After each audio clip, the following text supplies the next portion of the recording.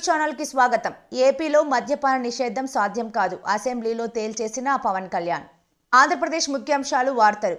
ఏపీలో మద్యపాన నిషేధం సాధ్యం కాదు, అసెంబ్లీలో తేల్చేసిన పవన్ కళ్యాణ్। ఏపీలో మద్యపాన నిషేధం అనేది సాధ్యం కాదని డిప్యూటీ సీఎం పవన్ కళ్యాణ్ తేల్చి చెప్పారు। గత ప్రభుత్వ హయాంలో విచ్చలవిడిగా మద్యం అమ్మకాలు చేసి కల్తీ మద్యంతో ప్రజల ప్రాణాలతో చెలగాటం ఆడుకున్నారని విమర్శించారు। ప్రస్తుతం రాష్ట్రంలో ఉన్న పరిస్థితుల్లో మద్యపాన నిషేధం సాధ్యం కాదని పవన్ కళ్యాణ్ పేర్కొన్నారు। అయితే మద్యానికి బానిసలుగా మారారని, ప్రజల కోసం డి అడిక్షన్ సెంటర్లను ఏర్పాటు చేస్తామని ఆయన చెప్పుకొచ్చారు। రాష్ట్రంలో మద్యం అమ్మకాలపై వచ్చిన ఆదాయంలో 10% డి అడిక్షన్ సెంటర్లు నిర్వహణ కోసం ఉపయోగించాలని సభలో కోరారు। అలాగే గత ప్రభుత్వ హయాంలో ఎక్సైజ్ శాఖలో దోపిడీ జరిగిందని, వాటిపై సభలో తాము నిలదీస్తే సమాధానం చెప్పాల్సి వస్తుందేమోనన్న భయంతో వైసీపీ నేతలు సభకు రాకుండా తప్పించుకుని పారిపోయారని తీవ్రస్థాయిలో మండిపడ్డారు। అనంతరం పవన్ కళ్యాణ్ విజ్ఞప్తిపై స్పందించిన CM Chandrababu Naidu AP liquor పాలసీలో జరిగిన అవకతవకలపై సిబిఐ విచారణ చేస్తామని హామీ ఇచ్చారు।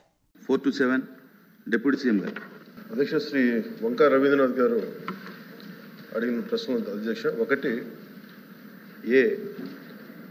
దేశంలోనే ఎలక్ట్రానిక్ వ్యర్థాలను ఉత్పత్తి చేసే 3 అగ్ర రాష్ట్రాల్లో ఆంధ్రప్రదేశ్ ఒకటి అనేది వాస్తవమేనా? ఈ ప్రశ్నకి సమాధానం అధ్యక్ష లేదు। ఇది ఉమ్మడి తెలంగాణ రాష్ట్రాన్ని కలుపుకుంటే అది ఏదైనా 3వ స్థానంలో తెలంగాణ ఉంది, ఆంధ్రప్రదేశ్ లేదు అధ్యక్ష। 2, అయితే రాష్ట్రంలో ఎలక్ట్రానిక్ వ్యర్థాలను సక్రమంగా తరలించేందుకు ప్రభుత్వం తీసుకుంటున్న చర్యలు ఏమిటి? ఉత్పత్తిదారుల ద్వారా అందించబడిన దేశవ్యాప్త విక్రయాల డేటా ఆధారంగా జాతీయ స్థాయిలో ఎలక్ట్రానిక్ వ్యర్థాల ఉత్పత్తికి సెంట్రల్ పొల్యూషన్ కంట్రోల్ బోర్డు అంచనాల ప్రకారం ఆంధ్రప్రదేశ్ రాష్ట్రం 12వ స్థానంలో ఉందని పేర్కొనడం జరిగింది।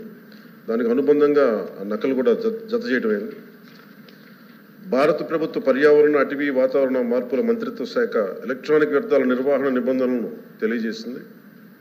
ఆంధ్రప్రదేశ్లో 1 ఏప్రిల్ 2023 నుండి ఇప్పటి వరకు అమలు చేయబడుతుంది। ప్రస్తుతం ఎలక్ట్రానిక్ వ్యర్థాలను తరలించడం, రీసైకిల్ మరియు శుభ్రం చేయడానికి ఆంధ్రప్రదేశ్ రాష్ట్రంలో 6 ఎలక్ట్రానిక్ వ్యర్థాల రీసైకిలర్స్ వ్యర్థాల సేకరణ కోసం నమోదయ్యాయి। రాష్ట్రంలో ఉత్పత్తి అయ్యే మొత్తం ఎలక్ట్రానిక్ వ్యర్థాలను ఎలక్ట్రానిక్ వ్యర్థాల రీసైకిలర్స్ ద్వారా సేకరణ జరుగుతున్నది। ఎలక్ట్రానిక్ వ్యర్థాల రీసైకిలర్స్ వ్యర్థాలను ప్లాస్టిక్లు, విలువైన ఇతర లోహాల, ప్రమాదకర వ్యర్థాలు మరియు ఇతర పదార్థాలుగా విభజించడం జరుగుతుంది। ప్లాస్టిక్ వ్యర్థాలను గ్రాన్యూల్స్, పల్లెట్స్ తయారు కోసం ప్లాస్టిక్ వ్యర్థాలు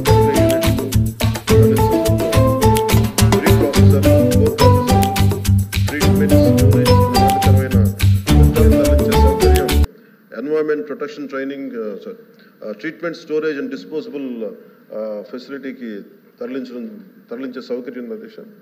ఎలక్ట్రానిక్ వ్యర్థాల రీసైక్లింగ్ యూనిట్ల ద్వారా విలువైన ఇతర లోహాలు సంగ్రహించడం అవుతుంది। మరి ఇనర్ట్ మెటీరియల్ తరలించడానికి తదుపరి శాస్త్రీయ ట్రీట్మెంట్ కోసం TSDFకి అంటే ట్రీట్మెంట్, స్టోరేజ్, డిస్పోజల్ ఫెసిలిటీకి దీన్ని తరలించబడుతుంది। మరిన్ని వివరాలన్నీ అనుబంధంలో జత చేయండి।